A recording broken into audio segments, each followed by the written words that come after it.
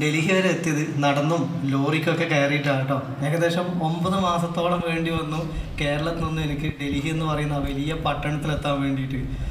അപ്പോൾ ഞാൻ അതിൻ്റെ ഉള്ളിലൊക്കെ അതിൻ്റെ പ്രതിസന്ധികളെന്ന് പറയുന്നത് വസ്ത്രമൊക്കെ ഇല്ല. നമ്മൾക്ക് മലയാളികൾക്ക് ആർക്കും ഒരു ദിവസം വസ്ത്രം മാറ്റാണ്ടിരിക്കാൻ പറ്റുമോ, കുളിക്കാണ്ടിരിക്കാൻ പറ്റുമോ? എനിക്ക് തോന്നുന്നു കുറവായിരിക്കും.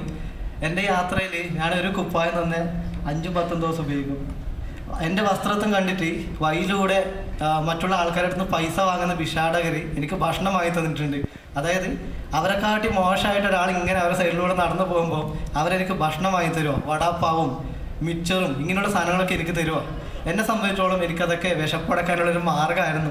എന്നാലും ഞാൻ അവിടെ മനസ്സിലാക്കിയൊരു കാര്യം എന്ന് പറയുന്നത് മനുഷ്യൻ്റെ വസ്ത്രത്തിലും അവനിട്ടിരിക്കുന്ന ഷൂവിലൊക്കെ ഒരുപാട് വിലയുണ്ട് കേട്ടോ. ഒരാൾ മോശം വസ്ത്രമാണെങ്കിൽ അയാൾ മോശമാണെന്ന് ആൾക്കാർ ചിന്തിക്കുന്നുണ്ട്, അവനെക്കാട്ടി താഴ്ന്ന ഒരാളാണെന്ന് ചിന്തിക്കുന്നുണ്ട്. യാത്രയിൽ ഞാൻ കുറേ ഫേസ് ചെയ്തായിരുന്നു കേട്ടോ.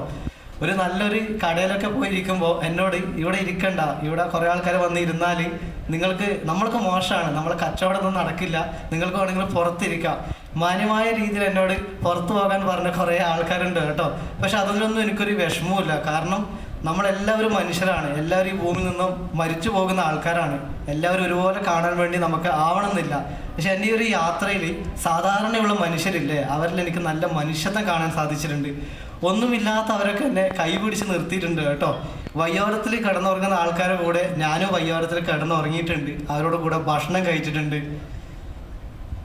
ചോദ്യം കണ്ടിന്യൂ ചെയ്തോ എന്ന്